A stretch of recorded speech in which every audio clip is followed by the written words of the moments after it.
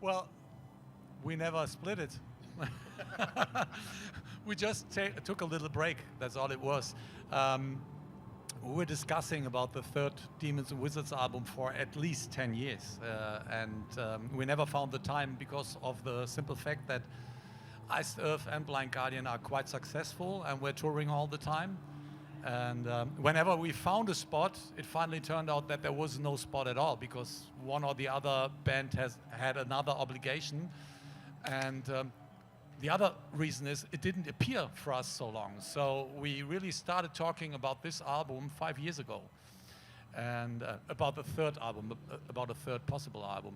We started songwriting maybe 2 or 3 years ago when you sent the first stuff to me. Yeah, 3. And then another break happened again. And that brings us into 2018 when we finally said we need to go back and do some work for Demons and Wizards. We were asked in almost every interview, you know, when Demons and Wizards would happen. And whysoever, at that moment, also all the promoters just, you know, bombarded us with requests for concerts, for shows to play. And so we said, yeah, we're good for shows and we will do the album, and that's where we are at. And obviously, since our contract with SPV has been terminated in 2015, there was a need to re-release the albums, and this was the best spot we could imagine, because it's quite a decent run for us, you know, having the re-releases, doing these festivals, and then coming up with a spectacular new album.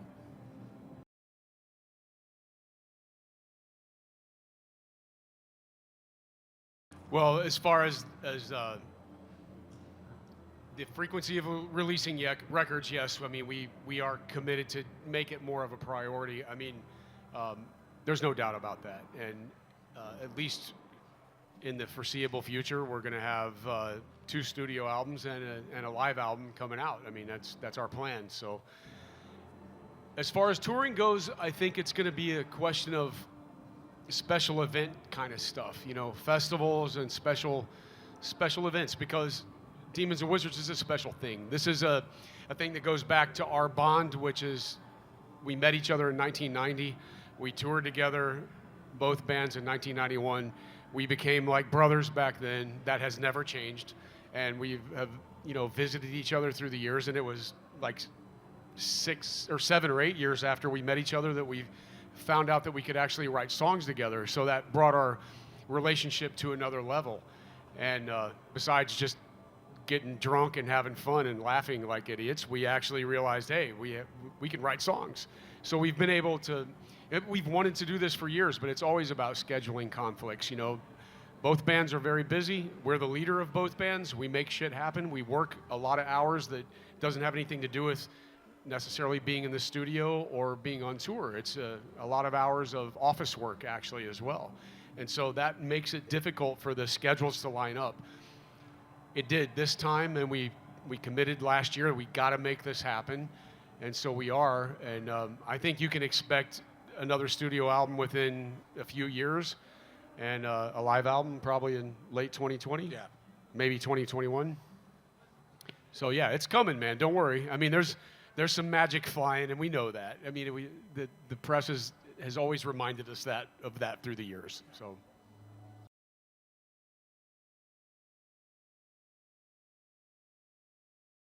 When we played with Blind Guardian in Japan in, I don't know, it was in the 90s, there was a lot of press from all over Asia. And there were many people from Indonesia. They wanted to take us over, but then there was a change whatsoever in the political system, and we never made it to Indonesia. And this would be one of the countries which I personally have never played, and it wouldn't matter if it is with Blind Guardian or with Demons and Wizards. I would love to play because the people are so dedicated to the music and so funny. I mean, really funny people. I would love to play there. That would be one of the countries I've not traveled. Other than that, I'm really like John. You know, I would be completely blank right now what to answer if that was not the case with the Indonesian people, which have made a difference.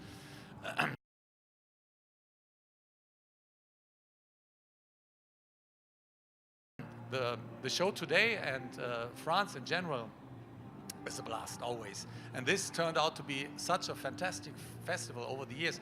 We played here with Blind Guardian at either the first or the second time it was going on, and that was quite an adventure, to say it that way. And now it's maybe the most established festival in Europe. I think this, to me, it's amazing. HELLFEST is amazing. I mean, from a fan perspective, it's got to be one of the coolest things to ever do. We played here. I mean, Iced Earth played, I think maybe in 2008 the first time, and then we played last year on the day that Maiden played, and Stu and I were up in the VIP area watching the whole thing, and I was just like, this is fucking awesome.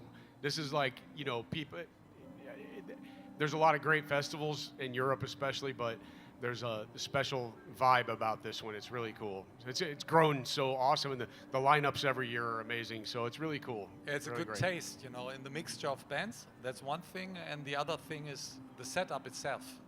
You know, it is demanding, like having cold showers. It's not the best thing, and if there's not a hanger to, you know, to get your clothes hang up, that's not good. But apart from that, it's really, really well designed.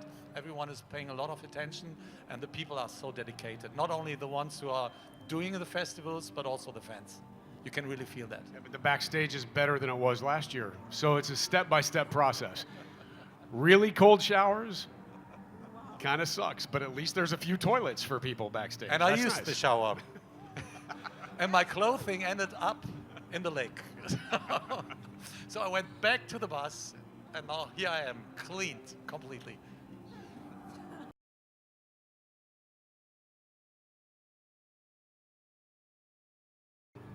You know, the thing about with Demons and Wizards is it's Hansi and I, it's our thing, and we work with very talented people regardless of what period, whether you look at the first album or the second album or the new album, and what's happening live. What's happening on the new studio album is different than what's happening live right now.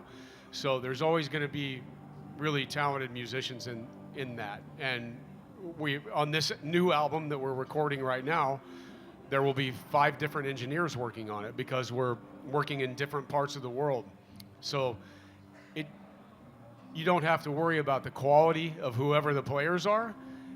There may be some guys that are on the stage right now that'll play on a future record. Jake from Iced Earth played a couple solos, but there's other people that were involved. Brent from Iced Earth played the drums on the record, the new album, but he's not doing the tour.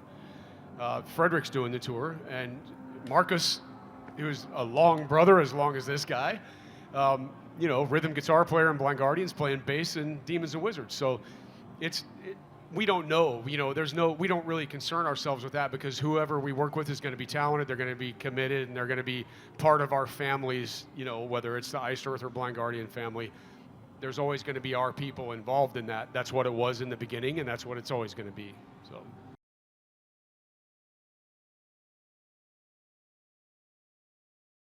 There will be a huge evolution in sound. That's naturally by the 20 years in between the first album, this one, and even the Touched by the Crimson King album has been recorded in 2005. So there were so many developments. I would be surprised if there's no evolution. And having, as John mentioned, 5 engineers involved, that's also making a difference. Even though we go back to Jim Morris, who's going to do the final mixing, and we have done some work with him already. The process, has it changed? I don't think so. We exchanged ideas.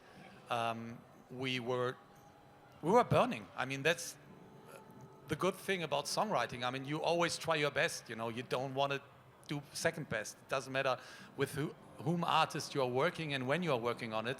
It is always to deliver the best. And I have to say, by what we have accomplished so far, and the songs are finished in the composing. I just have to do some singing, then we have to do some ear candy here and there. But other than that, all the stuff is done, and I think we have 11 songs. And I personally would say they're all top-notch. They define what Demons and Wizards is for sure, but you can also figure that there are like 15 years in between this album and the last one. And we have changed as persons. We become different characters. The approach was the same in many ways. Of course, John had a little break where he gathered energy and provided me with the stuff.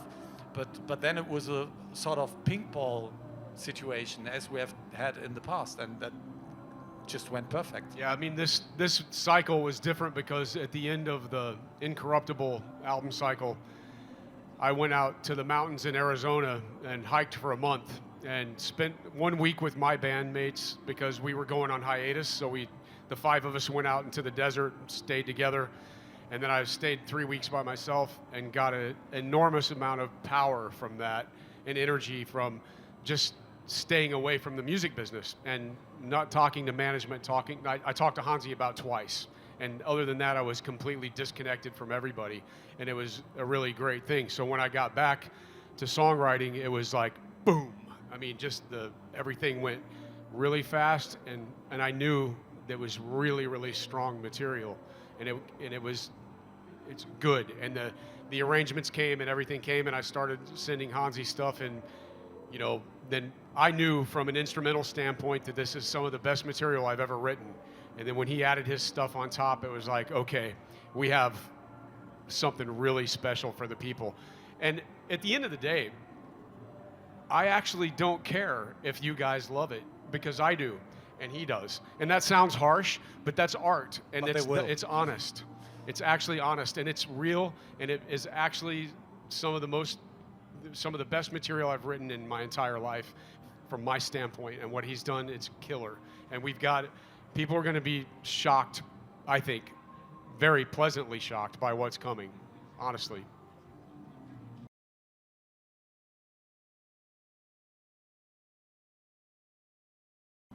Who are you asking? Both.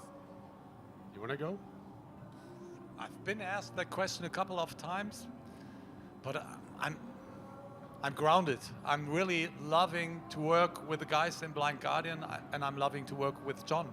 I'm happy with that. And yeah, I have my favorite bands, of course, but do I want to work with them? Do I want to spoil what they have done? No. Yeah, I can't. I mean, I've worked with so many great people and great singers, man, and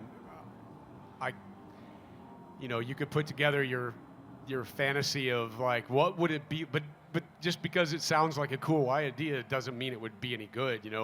Let's get Neil Peart and Steve Harris and like I don't know, Steve Harris and Bruce Dickinson. That's too much, right? But it's like come on. I mean, I've worked with so many great singers and great musicians. Whatever comes. I'm good. It's the way. It's just the fun, it doesn't matter with whom you work. I worked with the guys from Orphan Land, and I was so pleasantly surprised.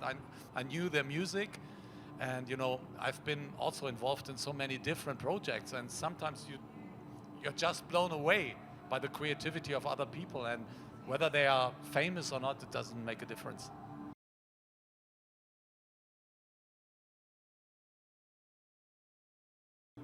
I mean, I'm happy for Demons and Wizards to come to the States for sure. I think it's going to be a pretty awesome response. I mean, you have to understand the first album was only available as an import back then, and it was still successful. And the second album had limited distribution, and it was still successful because apparently people like our chemistry, man. I don't know. It still works after all these years, and they don't see our true nature. The shows are going to be cool. I don't know exactly what to expect. Ticket sales look really good in some places, and it's going to be great. And as far as Mexico and South America and stuff like that, I mean, we'll see. Our biggest priority right now is kicking ass in Europe and in the States, making this record that's so amazing so far, taking it to the finish line, making it amazing the whole way through, all the way through mastering, and then we'll take the next step after that. Never wanted to be